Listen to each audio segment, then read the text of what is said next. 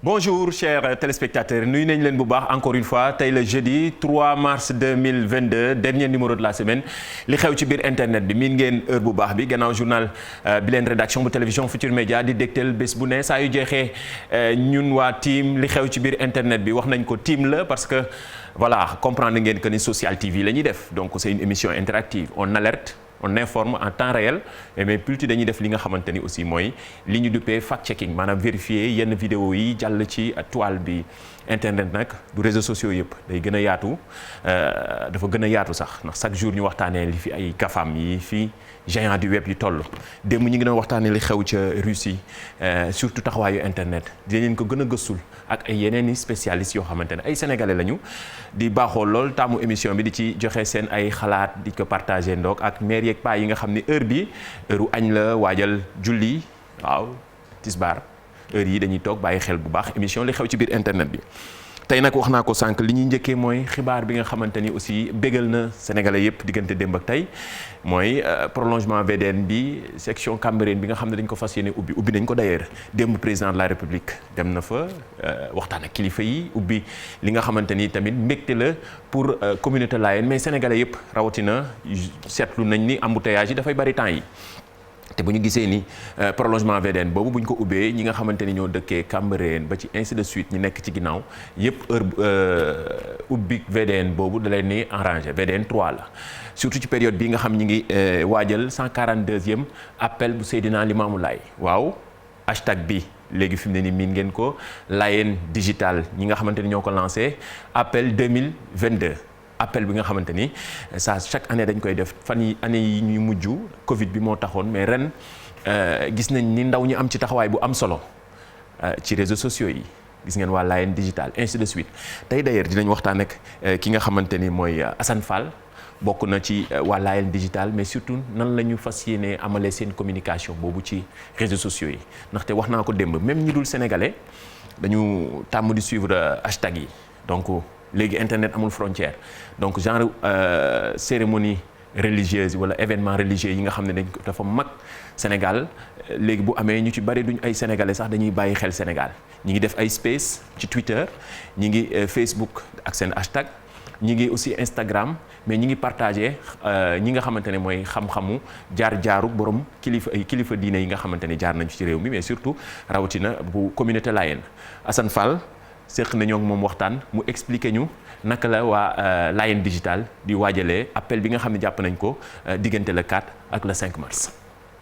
asalaamaaleykum mbokk yi ñu ngi leen di nuyu di leen ziar di leen wax Laye Makhtar donc ñun la waa Layène digital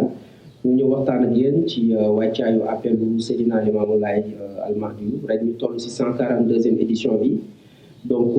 Layène digital li ko tax a jóg mooy fexe ba lépp loo xamante ni information la ak. lépp loo xamante ni wàccaay la lu jëm ci appel bi ñu fësal ko jaarale ko ci internet ak xarale yu bees yi donc Layène digital day utiliser li ñuy wax les réseaux sociaux lu ci mel ni Facebook Twitter Instagram ak aussi ay plateformes yu mel ni YouTube pour mën a jàllale information yooyu donc ren jii nag li ñu indi lu bees mooy site bi nga xamante ni lancé nañ ko muy site appel bi mooy site bu officiel bi nga xamante ni groupement central ñoom ñoo ko mettre en place Layène digital liggéey ci. donc site boobu képp ku fa dem di nga mën a am information yoo xam ne information yu valide la information yu officielle la yu jëm ci wàllu appel donc site bi da ngay tapé appel 2022.com pour mën a accéder ci site boobu. donc leneen li aussi mooy application mobile bi nga xamante ni aussi Layène digital mettre na ko en place mu nekk forme bêta bi nga xamante ni moom lañu lancé bu yàggul dara. donc ak aussi tweet space yi nga xamante ni moom lañu lancé depuis le mois passé. nga xamante ni foofu dañuy invité ay borom xam-xam pour ñu waxtaan ak nit ñi jaarale ko ci Twitter ak aussi tweet space yi nga xamante ni moom la ñu lancé depuis le mois passé nga xamante ni foofu dañuy invité ay borom xam-xam pour ñu waxtaan ak nit ñi jaarale ko ci Twitter lépp loo xamante ni xam-xam la ak lépp loo xamante ni ay leeral la lu jëm ci communauté Layène ak aussi liggéey bi nga xam si naa Limamou Laye jaajëf Assane Fall di ko nuyu bu baax a baax mais surtout di la wax Laye Makhtar explication yi leer na téléspectateurs yi comprendre nañu li nga xamante ni moom nga wax ci Layène digital ndaw ñi ban présence la ñu am ci appel bi rawatina xarala yu yees yi dinañ ci ñëwaat ak keneen mais léegi comme que c'est une émission interactive internautes yi dañuy réagir léegi bi may wax ci prolongement VDN bi am na benn vidéo TikTok bi ñu envoyé ndaw saa ngi wax lu baax ci Sénégal c'est un bon pays un beau pays ñu dégtal leen vidéo bi ngeen seetaan. Sénégal, c'est un niveau supérieur. Un niveau supérieur. J'ai fait les pays africains, mais là, je suis en train de voir, je filme en même temps, c'est pour vous montrer. Alors, je vais montrer ça aux gens, pour leur montrer combien le Sénégal est beau. Vraiment, de tout ce que j'ai vu de l'Afrique, franchement, c'est l'un des pays, vraiment, que j'ai vu où... voilà beneen niveau lañ nekk léegi ah balaa nga ko xam nga dem visiter yeneen dëkk yi nga xamante ni ñu ngi fii ci Afrique ba ci dëkk tubaab yi léegi Sénégal rien à envier aux autres pays ah macha allah yàlla na gën a yokk li ko waral nag prétexte bi mooy inauguration wala prolongement VDN 3 bi ci nga xamante ni dafay gën a sax temps yëpp ñu ngi inauguré macha allah loolu am solo la ci réew ndaxte dañuy gën a yokk suñu crédibilité par rapport ak yeneen dëkk yi mais surtout nit ñi mën a dund ci jàmm lu am solo la. parfois aussi il faut partager ces images positives c'est important léegi la ñu ko benn internaute envoyé partager ci hashtag bi. sunu net Facebook live YouTube live Instagram live comme que c'est une émission interactive ci saa si lañ koy jàllale ak équipe bi nekk ci ginnaaw équipe digitale bi ak ñi nga xamante ni aussi ñooy waa régie bi nekk ci ginnaaw di ko jaajëfal bu baax moom Vieux Diouf réalisateur connecté. effectivement ab challenge la ñu ubbi toujours ci appel bi 142e édition bi appel bi challenge mi ngi tudd woote bi. ñu ci bari ñu ngi koy partagé ci réseaux sociaux yi am na ay vidéo yi nga xam ni internet yi ci boppam ñoo ñu ko partagé ngir ñu jàllale ko tey lii yëpp ci Laye Makhtar. Laay mooy baat ba Baay Laay woote woon moom la yónneen woowe woon waa Makka ak waa Ahlu Saa aji booda Laay mooy baat ba Baay Laay woote woon moom la yónneen woowe woon waa Makka ak waa Ahlu Saa aji booda Laay mooy baat ba Baay Laay woote woon moom la yónneen woowe woon waa Makka ak waa Ahlu Saa aji booda Laay mooy baat ba Baay Laay woote woon moom la yónneen woowe woon waa Makka ak waa Ahlu Saa aji booda Laay mooy baat ba Baay Laay woote woon moom la yónneen woowe woon waa jaajëf noonu la challenge bi woote bi ñu ci bari ñu ñuy envoyé ay vidéo mais balaa ñoo jàll ci beneen vidéo dañuy jël kii di Seydina Issa Laye moom tamit bokk ci cellule communication bi waajal appel bi 142e bi nga xamante ni ñu ngi ko fas yéene def suba ak gannaaw suba ñu bari di ko xaar mais tey li ñuy ëpp ci émission li xew ci internet bi mooy taxawaayu ndaw ñi ak digital bi surtout ci appel bi image bu am solo la ndaxte waa Line Digital man bokk na ci ñi nga xam ne dama leen di suivre ci réseaux sociaux ñu bokk ci communauté bi nga xamante ni tamit dañ leen di bàyyi xel te dañuy wane image bu positive ci Sénégal rawatina seen communauté ñu xamul woon ñu ci bari dañuy jàng ndax léegi fi jamono toll ak internet xale yi ci internet bi la ñuy jëlee information yi donc rawatina information bi baax dafa am solo. moo tax seen hashtag bi gars yi bari dañ koy suivre te loolu lu am solo la moo tax Seydina Issa Laye tamit dañ koy jël li mu wax ci communauté bi ak ni ñuy waajalee li nga xamante ne mooy appel bi taxawaay bi ren spécial maanaam li nga xamante ne lañ ko mandargale mooy communication bi dafa nar a nekk benn donc wax naa ko fi jamono toll pyramide inversée la léegi bu njëkk ba média traditionnel yi ñoo doon jox nit ñi di comprendre léegi yëf yi dafay jóge ci réseaux sociaux yeeg nouveaux médias yi di jox média traditionnel yi Seydina Issa ñu ngi lay nuyu. Seydina Issa nekk ci pôle digital bu commission communication bu groupement central. Bon comme nous l'avons constaté cette année-ci boo xoolee lépp luy force ba nga xam ne mi ngi œuvrer ci wàllu communication digitale comme média traditionnel lépp dañuy réunir seen force pour defandoo même communication ba nga xam ni. Pour édition 2022 bii nii boo xoolee liggéey bi nuruwul liggéey bu yomb parce que dafa doon liggéey ba nga xam ni commencé nañ ko 2 mois à l'avant ba nga xam ni lépp luy structure ba nga xam ni mi ngi œuvré ci wàllu communication ci diine yi dajaloo nañ ci ndigalu groupement central ñoom tamit ñu coiffé réunion yeeg yëpp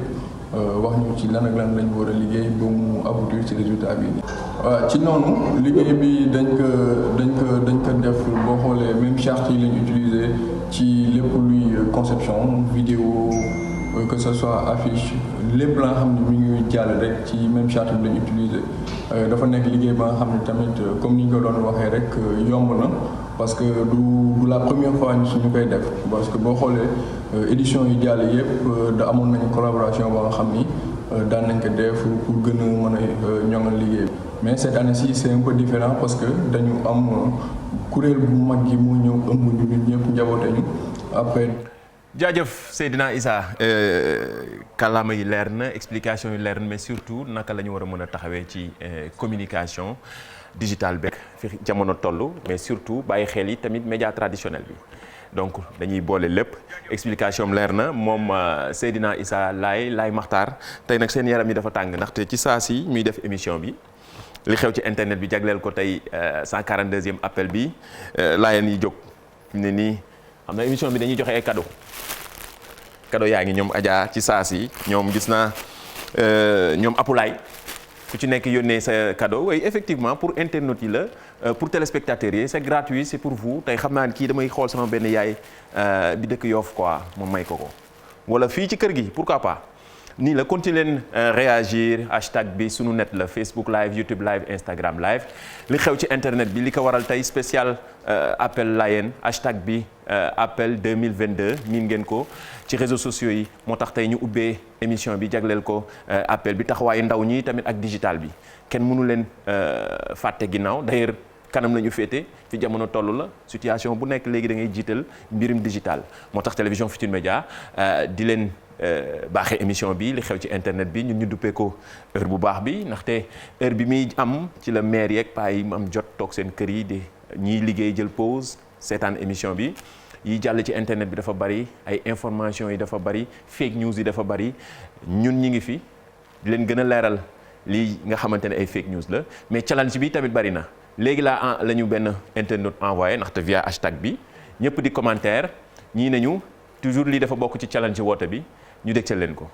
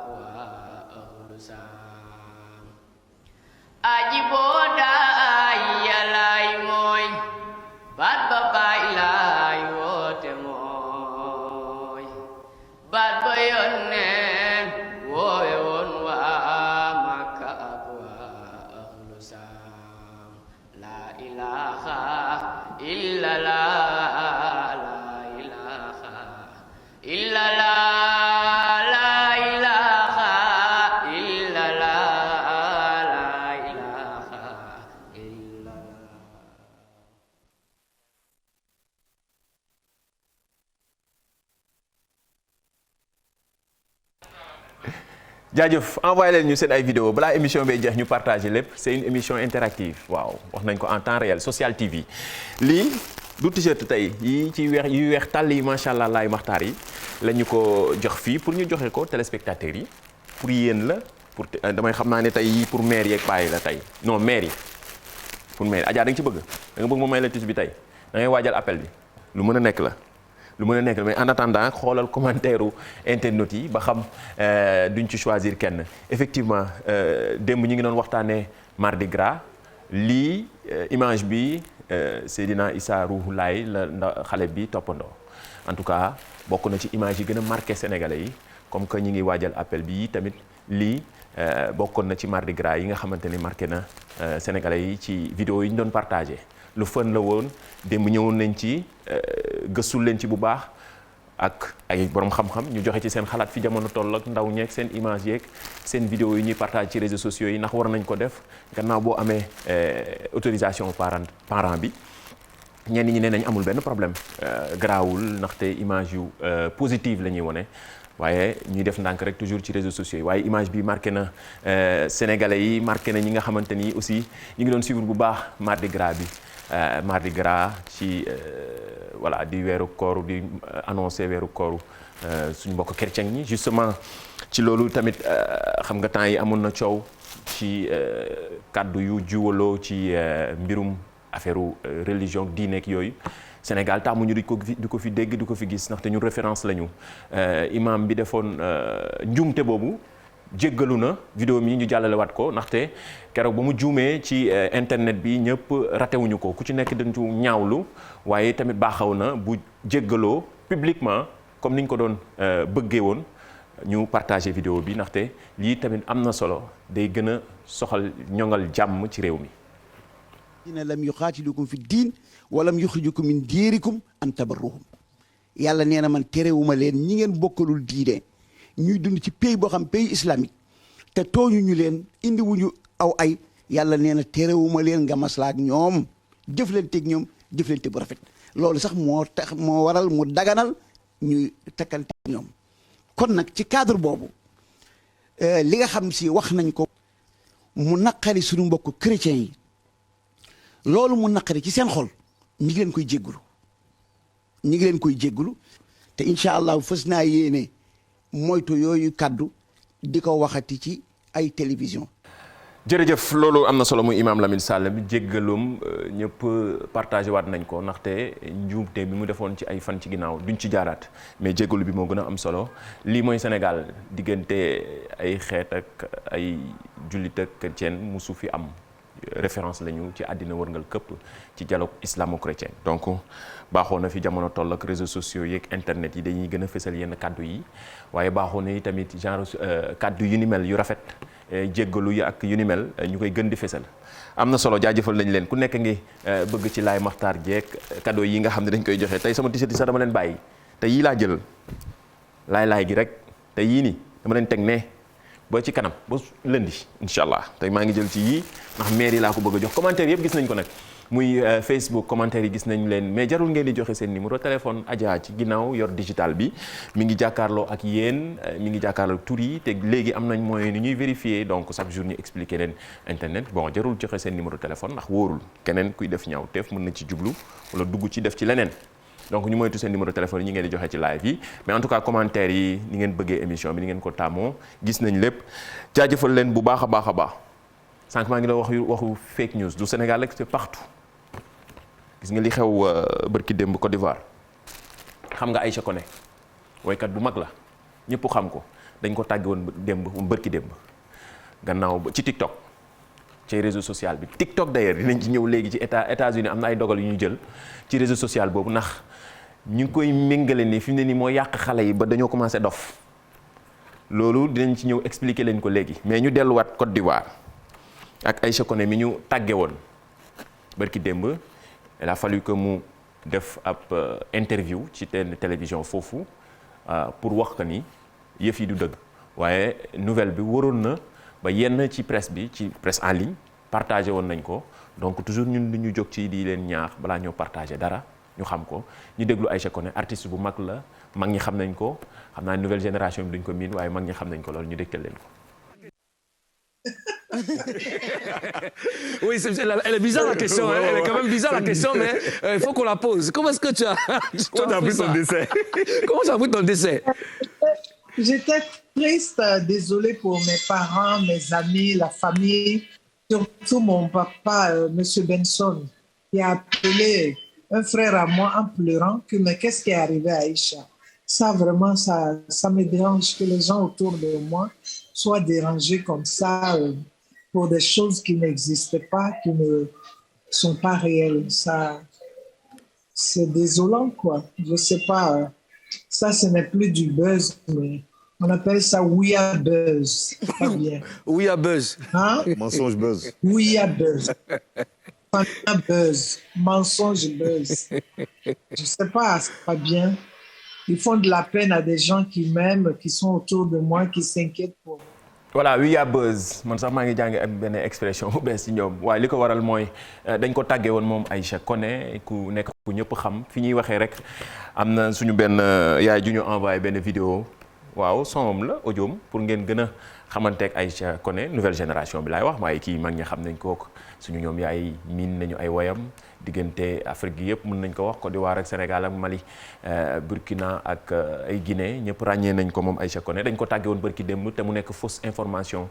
fi jamono toll nag joxe ay xibaar yu wérul dafa yomb lool ndaxte léegi sama genre gi ci TikTok bi la ñu nekk rek def benn rest in peace ñëpp naan kon lii am na donc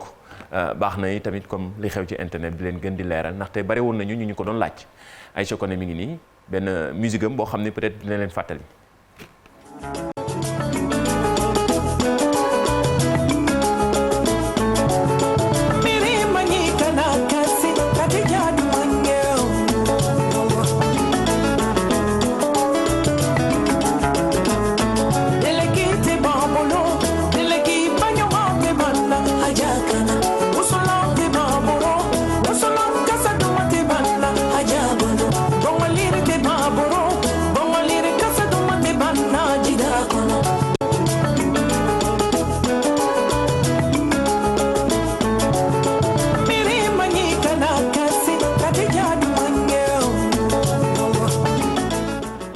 voilà mu nekkoon Aïcha Koné artiste bu mag bërki démb dañ ko tàggee woon fële ca Côte d'Ivoire gannaaw bala def ab interview ci télévision bi ngir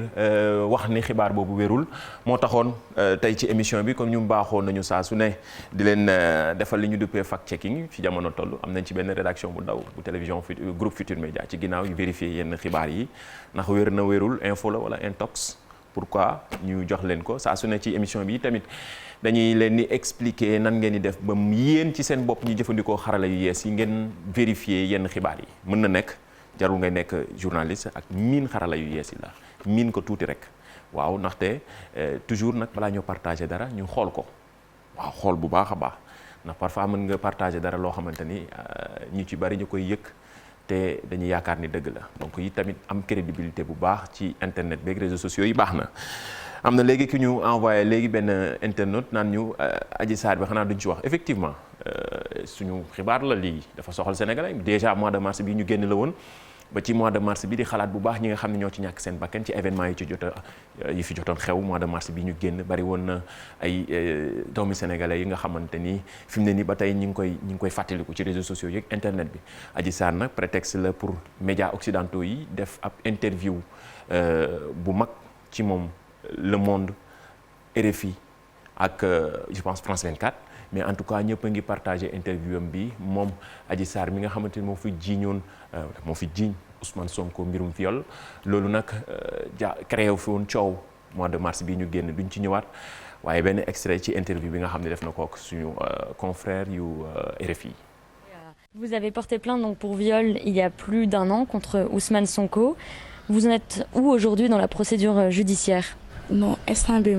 pour le moment, je ne sais rien du tout et je n'ai pas de réponse. J'attends. Personne ne me dit rien, c'est long. C'est comme si la justice avait peur du gars. Vous avez dit dans votre plainte que vous avez été victime de plusieurs viols qui se sont déroulés à des semaines parfois d'écart. Pourquoi avoir porté plainte une fois qu'il y a eu plusieurs viols selon ce que vous dites? Qui suis-je pour porter plainte contre Ousmane Sonko? C'est ce que je pensais avant de porter plainte. Au début, je me disais que personne n'allait me croire. C'est au moment où j'en avais marre et où j'étais fatiguée que j'ai décidé de porter plainte. À cette période-là, votre nom a été divulgué dans la presse. Vous avez subi... wax na ko moom li ko siiwal mooy mbirum viol boobook porte plainte yeeg moo tax mu siiw ci réseaux sociaux yi photom day wér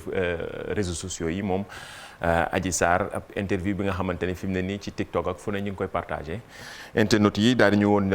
jàllaleel ñu ko nañu xanaa duñ ci wax bien sûr nañ ci wax ndax émission bi li xew ci biir internet bi la.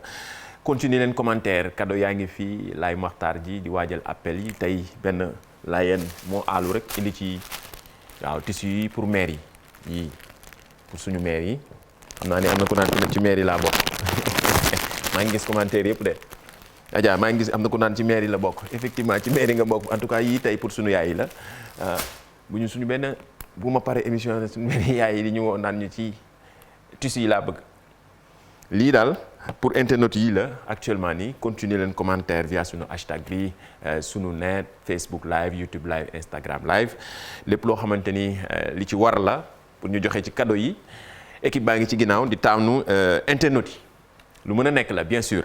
jaajëfal leen ñu continuer ak xibaar yi wax nañ ko dañ leen di jox ay information alerter leen sensibiliser leen ci li ñu dëkk ak li xew ci biir internet bi bu ñu jógee ci mbirum Adji Sarr bi ñu jàll ci TikTok bi ñu doon wax sànq effectivement dafa am solo ndaxte fi mu ne ni waa États-Unis ngi jël dogal ndax ñoom dañu seet ni réseau social bi dafa commencé di dofloo xale yi xam naa am na ñuy seetaan naan muy lu dëgg la fi mu ne nii de ndaxte koo gis rek mi ngi ak téléphone portable ak TikTok bi fi mu ne nii état yu bari ca États-Unis manqué nañu ngir jéem a enquêter ci réseau social bi nga xam ne gis nañ ni depuis 2020 diggante 2019 jàpp 2022 bii moo nekk plateforme bi ñuy gën a télécharger li ko waral mooy en quelques minutes ngay def vidéo yoo xamante ni mën na def buzz ci àddina wërngal këpp léegi nag comme que ñun ñëpp dañuy bëgg def buzz innover léegi sax dañ ci commencer di joxe ay payoor ak léegi notoriété bi ak influence bi nga xamante ne parfois mën nga ko def grâce à ces réseaux sociaux là moo tax fi mu ne nii ndaw ñu bari di ci dugg léegi nag liñ ci bëgg ñoom gën a protéger ndaw ñi rawatina ñi nga xam ne majeur guñu moo tax ab l'enquête la ñu ubbi ci réseau social bi ngir xoolaat taxawaayu ndaw ñi ak TikTok ñu nit sax Sénégal war nañ ci def ab gëstu taxaw seetlu ndaxte gis nañ ni réseau social bi te ñi koy utiliser fii ci Afrique rawatina suñu ndaw ñi doom ñi rakk yeeg suñu jarbaat yi nga xamante ni majeur guñu waaye ñi ngi ci réseau social boobu miin ko lool fi mu ne nii lii dina leen ko toppal ba ci xool yeneen actualités yi nga xamante ni dina leen soxal ak lii di TikTok ak ndaw ñeeg seen taxawaay lu am solo la. leneen li xibaar bu triste la lii ki nga xamante ni miin ngeen kanamam mën nañ ko waxee noonu JP miin ngeen kanamam depuis plus de 30 ans ma nga TF1 di def journal 13h ñëpp xàmmee ko mu ne France rek partout mën nañ ko wax noonu dafa génn àddina démb image am partagé nañ ko ci réseaux sociaux yi ñu ci bari marqué na seen enfance gis naa sax président Macron def ab tweet ngir jaale ko mais surtout wax ko li nga xamante ne noonu lay représenté ci français yi moom Jean-Pierre Pernaut génnoon àddina gannaaw ab feebar cancer bu yàgg bu ko tëraloon moom Jean-Pierre Pernaut mi nga xamante ni démb la génn àddina am na vidéo bu nga xam ne démb ci saasi bi ñu annoncé décès ñëpp moom lañ daal di partagé bi muy mel ni ku daanaka kuy tàggu àdduna. Embrasse du fond du cœur. Merci, je vous aime, je vous oublierai jamais. Embrasse du fond du cœur. Voilà JP moom lañ ko waxee di ko ñaanal yàlla di ko jaale aussi ñi nga xamante ni vraiment marqué na seen dundu. noonu la am na beneen vidéo bu mooy benn internaute vieux envoyé léegi nii mooy kii tooñ sénégalais bi ñiy tooñ guinéen bi tooñ sénégalais ci ni ñuy làkkee wolof loolu xam naa di la soxal téléspectateurs yi suñu mbokk guinéen nii la dañuy kalante di tooñante ci internet bi lii ab guinéen la buy toppandoo sénégalais bi ni muy làkkee wolof acca. allo Ndiaye na nga def maa ngi fi waxalum ku ñaar wagan ndi sigindigi wagal ngir Guinée Conakry nax na bari ndoori ligini noonu Sénégal waxo mu li Guinée Conakry waxa buur foron di gën Guinée Conakry ñàkk waaw waxa mbuur allo nii la internet bi dañuy tooñante ñu nag Guinée parfois ñu def vidéo tooñ leen nii la parfois voilà di wax ni ñu jubawee ñun africains amul frontière léegi grâce à internet surtout rawatina fii ñun africains yi dañuy tooñante parfois ñu jël week-end bu nga xamante ni sénégalais yi rek parfois ñu jël week-end bi nga xamante ni ivoiriens yi rek rawatina gis nañ preuve bi ci Coupe d'Afrique des Nations bi. balaa ñoo jeexal de bëgg naa mooy lii am na ko naan ci mairie la bokk gis naa sama benn jigéen Cucaa di ko jaajëfal Iba Yacine Iba Diop di ko jaajëfal jot naa message yi aussi beaucoup d'internautes ñi ngi réagir ba tey ak mais kii moom vraiment dama ko bëgg a jox sama benn maire fii quoi ah Oumou Ndiaye madame Ba mi laa ko bëgg a may fii nii xam naa mi ngi ree Adja wuy ma li ma la ko mayul moo tax Oumou Ndiaye madame Ba administration moom laay may lii donc voilà fii ba suba mën nañu continuer di may nii ñu may waat internet yi waaw si lañ bokk mais dafa am sama benn maire bu nga xamante ni vraiment dafa baax quoi daf ñuy suñu yaay la quoi waaye ñu may ko jaajëfal leen mais yii tamit dañ ko fi maye pour t-shirt yi ak yeneen ay téléphone portable miin ngeen émission bi dañuy maye ay téléphone portable ak suñu sponsor yi rawatina Jili CSB am na ci yeneen cadeau yi nga xam ne ñu ngi leen di xaar fii ak ñu continuer rek incha allah ak yeneen yi nga xam ne da leen di soxal jaajëfal yéen téléspectateurs yi internautes yi jaajëfal Vieux Diouf mi doon réalisé ak kii di Youssou Sila jaajëfal internautes yi continuer leen réagir même bu émission bi jeexee am ngeen possibilité commentaire ci sunu chaîne YouTube bu télévision Futur Média jox leen dig daje ba lundi incha allah fekk ñu appel ci jàmm di ñaanal communauté Layène bi yëpp am na ay programmes yu am solo ay plateaux spéciaux yu leen télévision Futur Média di dégtal juste après Faty Dieng mi ngi ci ginnaaw di xaar am na ñoom Oustaz Assane ainsi de suite yoo xamante ne toujours da leen soxal yéen téléspectateurs yi ci 142e édition bu appel bu Seydina Limamou Laye miin ngeen hashtag bi appel 2022 la commentaire leen lundi incha allah ñu détaillé ci jaajëf.